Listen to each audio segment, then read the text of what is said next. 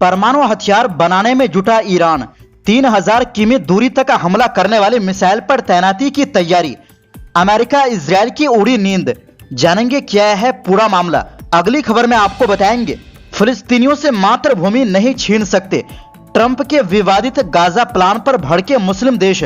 दोस्त सऊदी मिस्र ने भी सुना दिया, एक सुर में उठाई आवाज।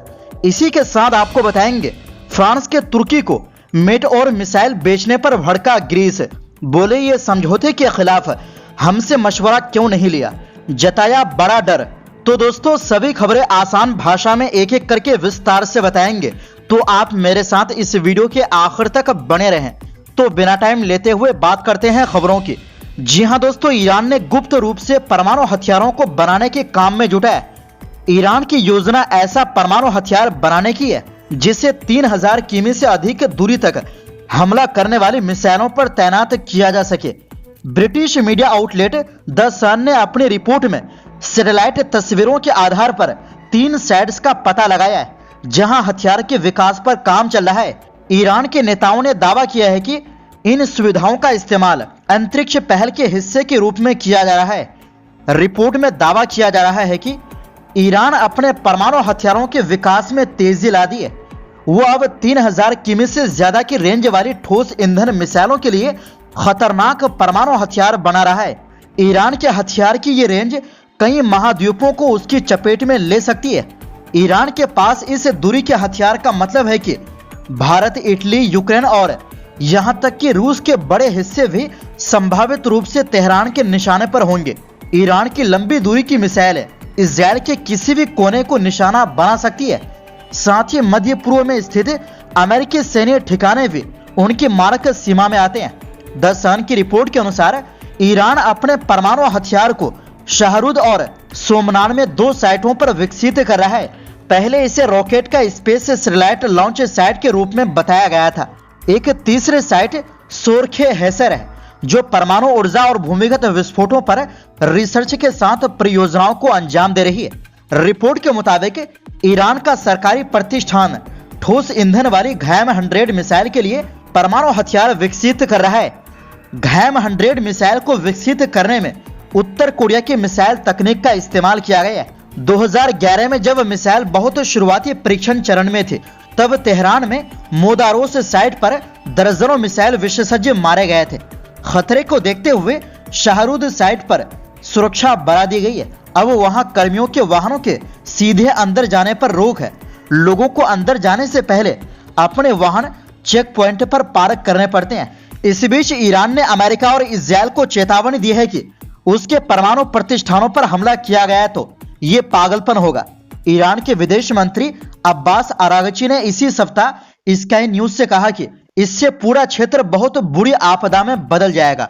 वहीं दूसरी ओर जी हां दोस्तों, शक्तिशाली अरब देश अमेरिकी राष्ट्रपति डोनाल्ड ट्रंप के उस सुझाव पर भड़क गए हैं जिसमें उन्होंने फिलिस्तीनी लोगों को गाजा पट्टी से हटाकर पड़ोसी देशों मिस्र और जॉर्डन में बसाने की बात कही थी।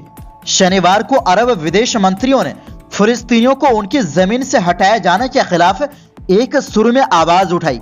काहिरा में एक बैठक के बाद जारी ज्वाइंट स्टेटमेंट में मिस्र, जॉर्डन, सऊदी अरब, कतर, संयुक्त अरब अमीरात, फिलिस्तीनी अथॉरिटी और अरब लीग के विदेश मंत्रियों ने गाजा और वेस्ट बैंक से फिलिस्तीनी लोगों को बाहर निकालने की किसी भी योजना को खारिज कर दिया। बयान में कहा गया है कि इस तरह के कदम से इलाके में शांति खतरे में पड़ जाएगी, झगड़े बढ़ेंगे और शांति की उम्मीद कम हो जाएगी।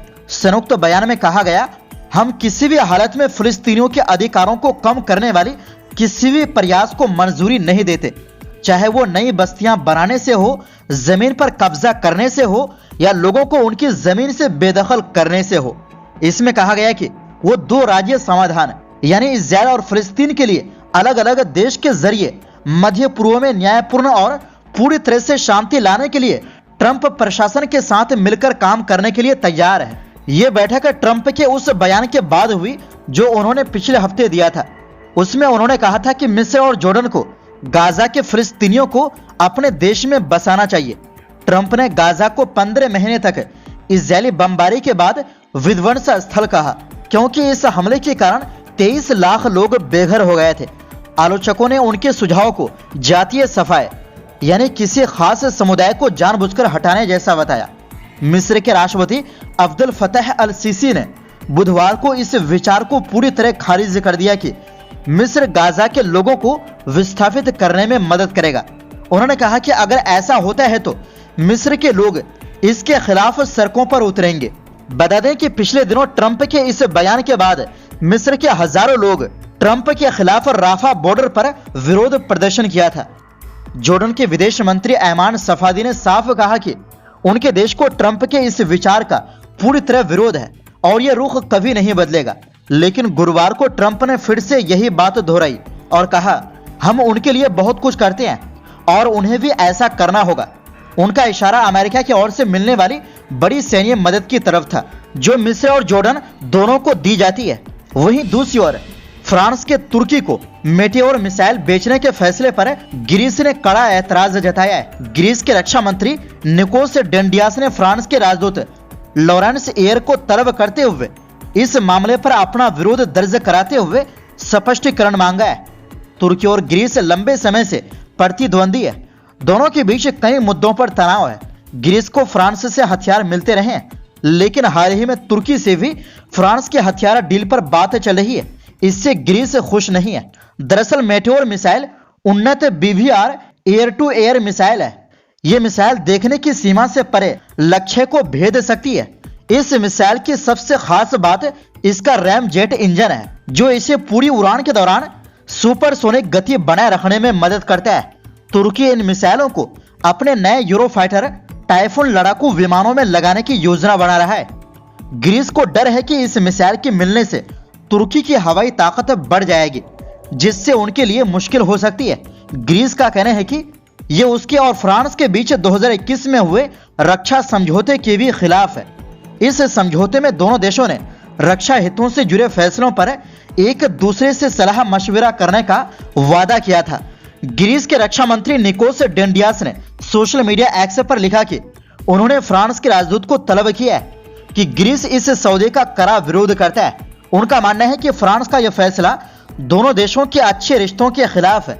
2021 में ग्रीस और फ्रांस के बीच एक समझौता हुआ था, जिसमें तय हुआ था कि अगर किसी तीसरे देश से हमला होता है तो दोनों एक दूसरे की मदद करेंगे।